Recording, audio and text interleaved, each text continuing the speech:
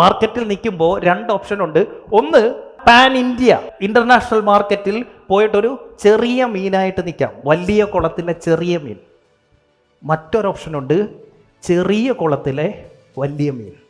ഞാനിതാ ചെറിയ കുളത്തിലെ വലിയ മീനാവുന്നതാണല്ല. കാരണം എന്താണെന്നറിയോ? ഈ വലിയ കുളത്തിൽ വലിയ മീനുകളുണ്ട്, ഇവന്മാർ വന്ന് നമ്മളെ നൈസായിട്ട് വിഴുങ്ങും.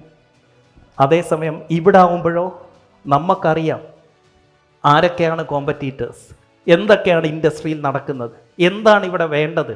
നമുക്ക് അത് അരച്ച് കലക്കി കുടിച്ചിരിക്കുക. അപ്പം നമ്മൾ എന്ത് ചെയ്യണം? അതിൻ്റെ ഡെപ്തിലേക്ക് ഇറങ്ങണം. അപ്പം നിങ്ങൾക്കിന്ന് കോഴിക്കോടാണ് നിങ്ങളുടെ കടയുള്ളതെങ്കിൽ ആ കോഴിക്കോട് കടയെ പരമാവധി എങ്ങനെ യൂട്ടിലൈസ് ചെയ്യാം എന്ന് ചിന്തിക്കണം.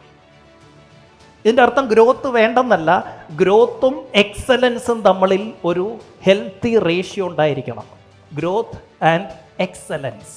നിങ്ങളൊരു ബിസിനസ്, ഒരു കടയിട്ടു എറണാകുളത്ത്, അത് എക്സലൻ്റ് ആക്കി മാക്സിമം അതിൻ്റെ അകത്തൊന്ന് ഊറ്റിപ്പിഴിഞ്ഞെടുത്തിട്ട് ശേഷം മാത്രമേ അടുത്ത ബ്രാഞ്ചിനെ കുറിച്ച് ചിന്തിക്കാവൂ. പക്ഷേ ഈ അഡിക്ഷൻ അങ്ങോട്ട് കയറി കഴിയുമ്പോഴത്തേക്കിന് നമ്മളങ്ങ് അഗ്രസീവ് ആകും, നമുക്കങ്ങ് ഭ്രാന്താ ബിസിനസ്. നമ്മൾ എന്നിട്ട് എല്ലാം വലുതിൻ്റെ പിന്നാലെ പോയിക്കൊണ്ടേയിരിക്കും. So you have to demand profit out of business.